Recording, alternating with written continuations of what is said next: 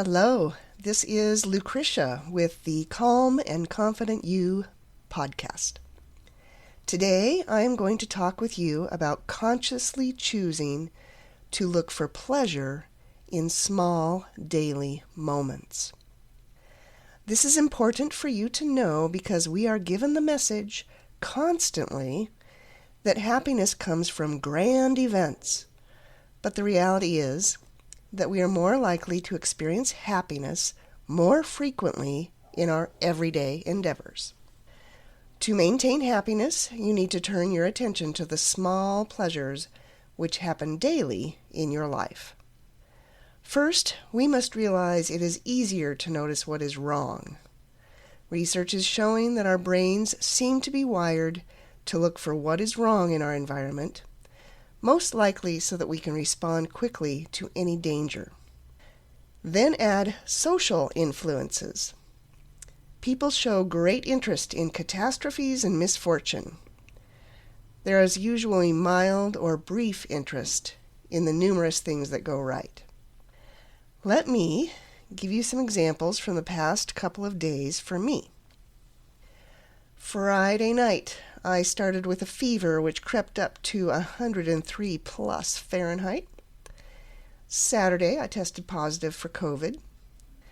Now, it has not come naturally for me to think of the positive during my life, and you may wonder what pleasure I could get out of having this illness. But my first thought was, I have felt worse with the flu in the past. My next thought was based on the fact that I have an autoimmune disorder which affects my lungs. I have been terrified of getting COVID. In the beginning, COVID was putting people in the hospital being unable to breathe. My next thought then was, I'm grateful I have this milder version which is staying in my head with congestion and fever. I feel lucky.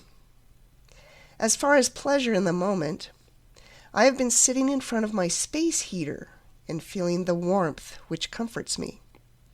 And there is a backstory to this. As a young child, I would visit my grandma and sit in front of her large furnace as it blew warm air out. So there is a pleasant memory that I am recreating each time I sit in front of my own heater. Noticing small pleasures does not mean that you ignore reality and convince yourself that nothing is wrong. It does mean that you seek balance in your perceptions.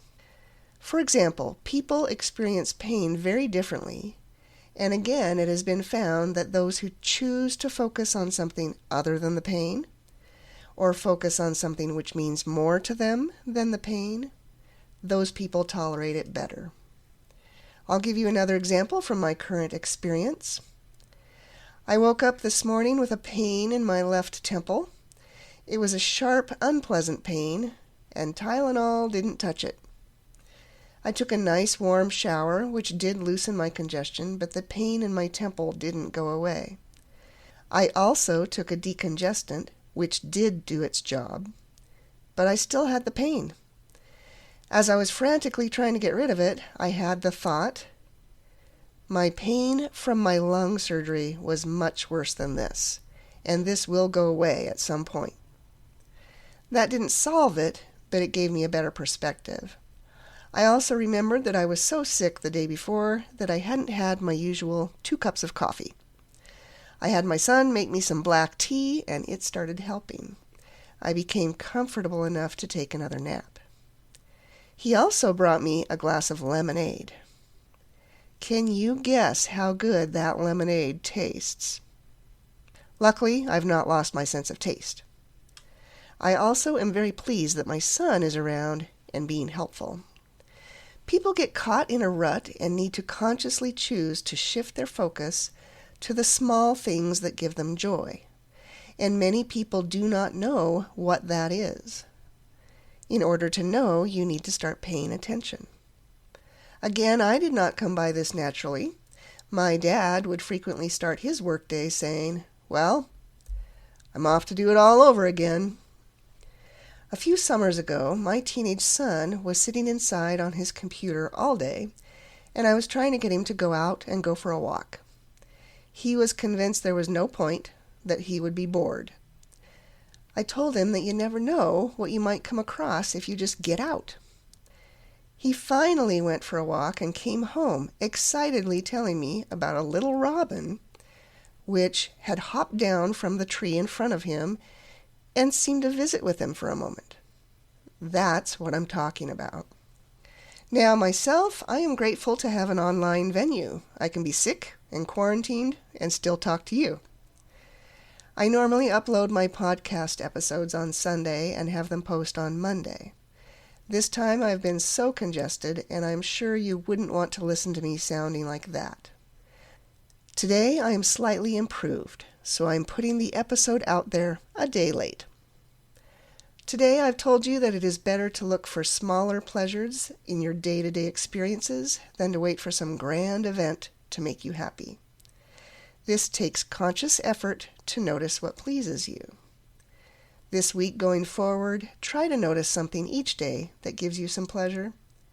If you haven't already, subscribe to this podcast on your favorite streaming service and check out my website at ldonreed.com.